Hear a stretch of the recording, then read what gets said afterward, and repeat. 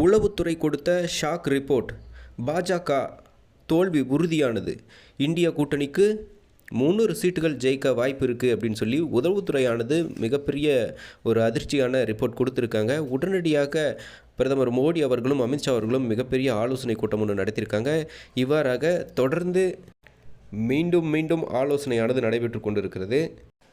சமீபத்தில் டெல்லி முதல்வர் அரவிந்த் கெஜ்ரிவாலை கைது செய்தது, பெட்ரோல் டீசல் விலையேற்றம், சிலிண்டர் விலையேற்றம் மற்றும் தொடர்ந்து எதிர்க்கட்சிகள் மற்றும் மற்ற எதிரி கட்சிகள் அனைவரிடமும் பார்த்திங்க அப்படின்னாக்கா இடி ரெய்டுகள், அமலாக்கத்துறை ரெய்டுகள் மூலமாக அச்சுறுத்துவது, ரெய்டுகள் நடத்தி கான்ட்ராக்டுகள் பணம் பறிப்பது, கம்பெனிகளிடமிருந்து பணம் பறிப்பது, இது போன்ற நிறைய குற்றச்சாட்டுகளை தொடர்ந்து முன் வச்சு இந்திய கூட்டணி வேட்பாளர்கள் மிகப்பெரிய அளவில் பிரச்சாரம் மேற்கொண்டு வராங்க. இதனால் வட மாநிலங்கள்லேயும் பிஜேபி தோல்வியுற போகிறதா தகவல்.